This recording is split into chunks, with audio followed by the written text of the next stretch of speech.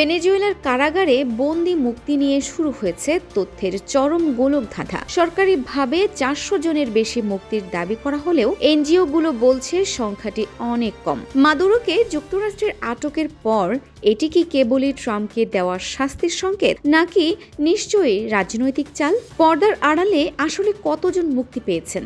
ভেনেজুয়েলার কারাগারের ভেতরের বন্দীদের সাথে হওয়া ভয়াবহ আচরণের চাঞ্চল্যকর তথ্য নিয়ে বিস্তারিত জানাবো আজকের বিশেষ প্রতিবেদনে। দর্শক, ভেনেজুয়েলার জাতীয় পরিষদের সভাপতি জর্জ রদ্রিগেজ এক বিস্ফোরক দাবি করেছেন। তিনি জানিয়েছেন, চলমান মুক্তি প্রক্রিয়ায় অংশ হিসেবে এ পর্যন্ত 400 জনেরও বেশি ব্যক্তিকে কারাগার থেকে মুক্তি দেওয়া হয়েছে। অথচ স্থানীয় মানবাধিকার সংস্থা বা এনজিওগুলোর দাবি একেবারেই ভিন্ন। তারা বলছে, সাম্প্রতিক দিনগুলোতে মুক্তিপ্রাপ্ত বন্দির সংখ্যা বড়জোর 60 থেকে 70 জন। সরকারি এই বিশাল সংখ্যার কোনো সুনির্দিষ্ট সময়সীমা বা তালিকা না থাকায় তথ্যের সত্যতা নিয়ে জনমনে ব্যাপক প্রশ্ন দেখা দিয়েছে। উল্লেখ্য, মার্কিন প্রেসিডেন্ট ডোনাল্ড ট্রাম্প এবং জর্জ রদ্রিগেজ উভয়েই জানিয়েছিলেন যে মাদুরোকে মার্কিন যুক্তরাষ্ট্রে আটকের পর শান্তির ইঙ্গিত হিসেবে বিপুল সংখ্যক বন্দীকে মুক্তি দেওয়া হবে।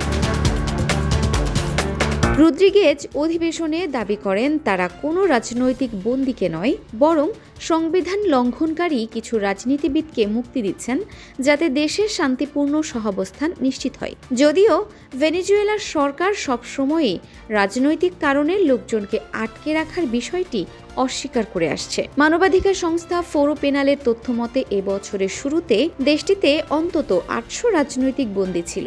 ভেনেজুয়েলার কারাদণ্ড কর্তৃপক্ষ 116 জনকে মুক্তির কথা বললেও এনজিওগুলো মুক্তির ধীর গতি এবং তথ্যের অভাবে তীব্র নিন্দা জানিয়েছে। এদিকে নোবেল বিজয়ী বিরোধী নেত্রী মারিয়া করিনা মাচাদো বন্দীদের মুক্তির দাবিতে বিশ্বজুড়ে সোচ্চার রয়েছেন। ট্রাম্পের সাথে তার গুরুত্বপূর্ণ বৈঠকের কথা রয়েছে, যেখানে বন্দীদের মুক্তি এবং ভেনেজুয়েলার ভবিষ্যৎ নিয়ে বড় ধরনের সিদ্ধান্ত হতে পারে।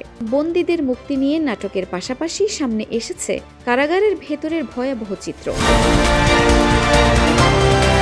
ভেনেজুয়েলার এই বন্দি মুক্তি কি আসলেই শান্তির পথে এক ধাপ, নাকি বিশ্বের চোখে ধুলো দেওয়ার কৌশল? মাচাদো ও ট্রাম্পের বৈঠক কি পারবে সব বন্দীকে মুক্ত করতে? আপনার মূল্যবান মতামত আমাদের কমেন্ট বক্সে জানান।